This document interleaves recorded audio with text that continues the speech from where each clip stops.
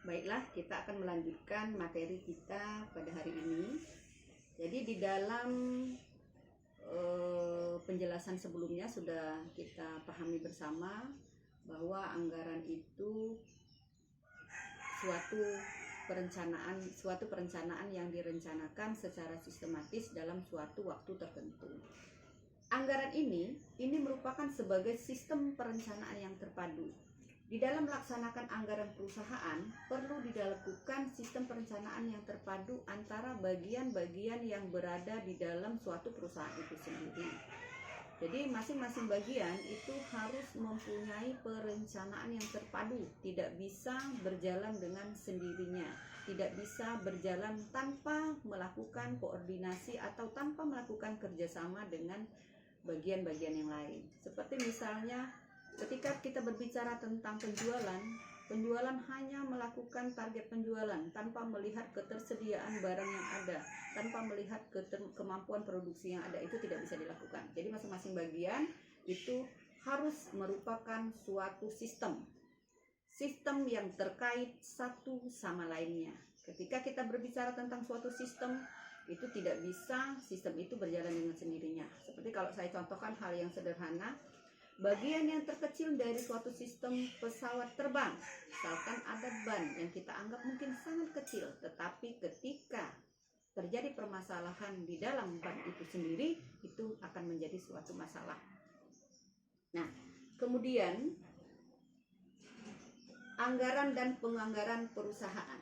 Dikatakan bahwa penganggaran perusahaan adalah suatu pendekatan yang formal dan sistematis daripada pelaksanaan tanggung jawab manajemen di dalam perencanaan, koordinasi, dan pengawasan. Jadi dari definisi ini dikatakan bahwa penganggaran perusahaan itu memiliki unsur yang pertama bersifat formal.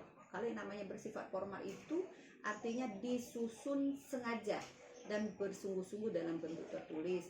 Kemudian bersifat sistematis, disusun secara berurutan dan berdasarkan logika. Bersifat sistematis, ya tadi disusun secara berurutan dan berdasarkan logika.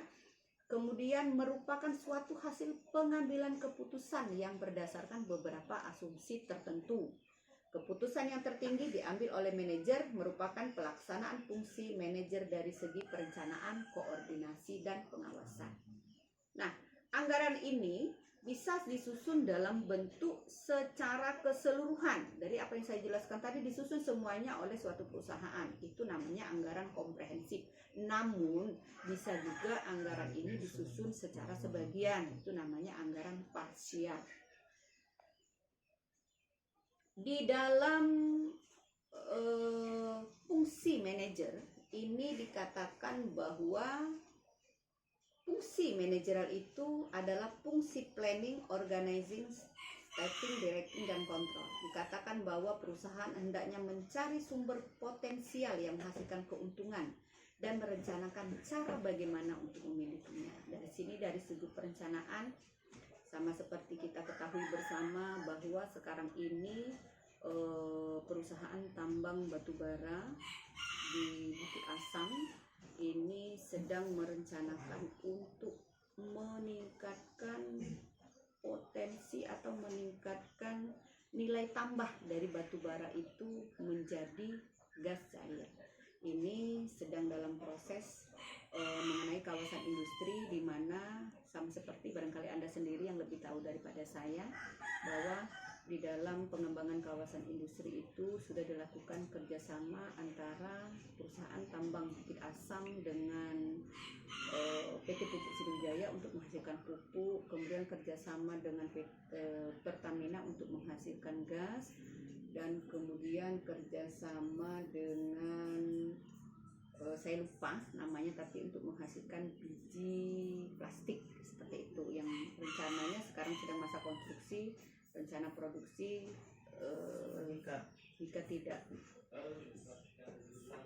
jika berlangsung dengan baik itu direncanakan pada tahun 2022 akan berproduksi. Mudah-mudahan itu bisa terjadi. Kemudian di dalam fungsi berikutnya, bahwa manajer harus menyusun struktur organisasi yang tepat sesuai dengan tujuan yang dikehendaki dan menunjuk orang-orang yang tepat untuk mengisi masing-masing jabatan dengan mengadakan pembagian kerja. Siti Aisyah, Kak. Kemudian manajer hendaknya dapat memperlihatkan kepemimpinan yang mantap dan dinamis secara tegas dan terbuka.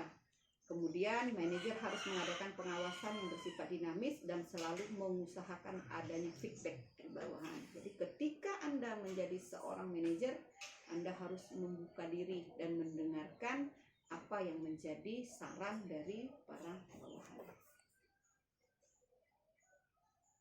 Dari anggaran ini ada anggaran bersifat tetap, anggaran yang berkelanjutan, dan anggaran yang mempunyai dimensi waktu.